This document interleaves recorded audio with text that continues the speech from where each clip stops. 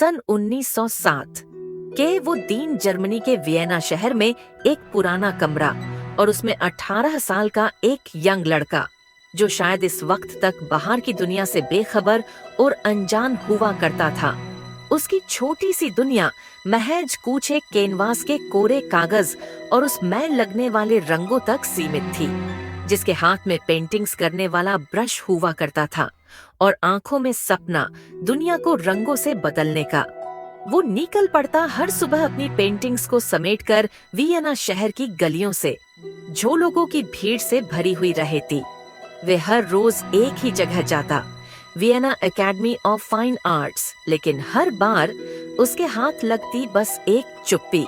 शायद academy of fine arts में उसके आर्ट पेंटिंग्स को समझने वाला कोई नहीं था।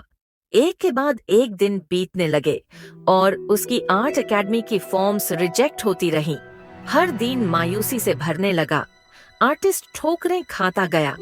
तुम का भी आर्टिस्ट नहीं बन सकते, यही सुनने को मिलता हर बार।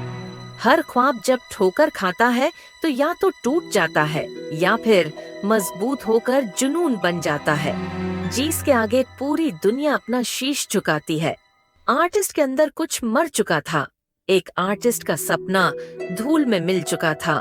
अब वो वियना की सड़कों पर अकेला भटकता था, भूखा, टूटा और गुमनाम। उसने अपने गुजारे के लिए पोस्ट कार्ड बेचकर पेट भरना शुरू किया। कभी कभी चर्च के पास बैठकर बस दीवारों को देखता, वो दीवारें जिनमें अब उसको कोई रंग नहीं दिखाई पड़ता था। जिसे रंगों से मोहब्बत थी, वो अब अंधेरों में सुकून ढूंढता था। जो दुनिया को बदलना चाहता था, अब दुनिया से ही नफरत करने लगा था। यहाँ से उसको आगे और भी मुश्किल हालात का सामना करना था। 1909 और 10 में उसकी हालत और बिगड़ी। हमारा आर्टिस्ट अब शेल्टर होम्स में रहने लगा। उसका खान पान, रहन सहन सब एक बेसहारा इंसान जैसा हो चुका था। लेकिन अंदर कहीं न कहीं एक गुस्सा पल रहा था, एक आग जो उसकी नाकामियों से और भड़क रही थी। यहाँ से लोगों का दिया रिजेक्शन आर्टिस्ट के जहन में चिंगारी लगा चुका था। भविष्य में इसका क्या रिजल्ट होगा, इस बात से दुनिया बेखबर और अनजान थी। तलखियां जब अंदर जम जाती हैं, तो इंसान नहीं, एक सोच पैदा होती है। सन 1913 तक हमारे आर्टिस्ट को कोई नहीं जानता था, यहाँ तक कि नए आर्टिस्ट ने वियना को छोड़ दिया। अब वो गया म्यूनिक, जर्मनी, एक नया शहर, एक नई शुरुआत। और फिर आया आर्टिस्ट के कला को दिखाने का मौका। लेकिन इस बार हमारे आर्टिस्ट ने पहली वर्ल्ड वॉर में जर्मन आर्मी ज्वाइन कर ली। युद्ध में उसने बहादुरी भी दिखाई, लेकिन असली लड़ाई तो उसके अंदर चल रही थी। जर्मनी की हार ने हमारे आर्टिस्ट को पूरी तरह बदल दिया। वर्साइज ट्रीटी स्टार ने उसकी आत्मा को तोड़ दिया था। उसे लगने लगा हमारी हार की वजह ये सरकारें नहीं, ये सिस्टम नहीं, बल्कि कुछ और है। ये लोग हैं जो देश के दुश्मन हैं।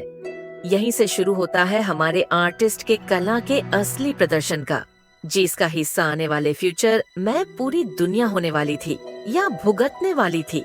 हमारा आर्टिस्ट अब लोगों से नफरत करने लगा था, उसकी नफरत का असली चेहरा। यहीं से जन्म लेता है एक सोच, अल्ट्रा नेशनलिज्म, और वो निकल पड़ता है अपने नए आर्ट की ओर। लेकिन इस बार उसके सामने कैनवास के खाली कागज की जगह वर्ल्ड मैप ने ले ली थी।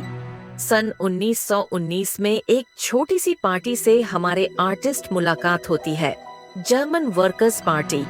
हमारा आर्टिस्ट उसमें शामिल हो जाता है, लेकिन जल्द ही वो सिर्फ एक मेंबर नहीं रहता, वो उसका चेहरा बन जाता है। लोग अब हमारे आर्टिस्ट को नाम से पहचानने लग पड़ते। एक सपना जो आर्टिस्ट बनने निकला था, अब इतिहास का सबसे रूह को कंपा देने वाला नाम बनने वाला था। जर्मनी में अब कोई ऐसा आ चुका था जो वर्तमान और भविष्य में हमारी अर्थ की लकीरें बदलने वाला था। इस आर्टिस्ट का नेम आज 118 साल के बाद भी वर्ल्ड मैप भूला नहीं है। हिस्ट्री के पन्नों में आज भी इसका डार्क टाइम ऑफ एरा कहा जाता है। सन 1939 में हमारा आर्टिस्ट कुछ ऐसा कर गुजरता है जिसकी शायद दुनिया ने कल्पना भी नहीं की थी। दूसरे वर्ल्ड वॉर को शुरू करने वाला हमारा आर्टिस्ट अब दुनिया के सभी देशों में, जर्मन का एक कलाकार आर्टिस्ट अब एडोल्फ हिटलर के नाम से मशहूर होने लगता है।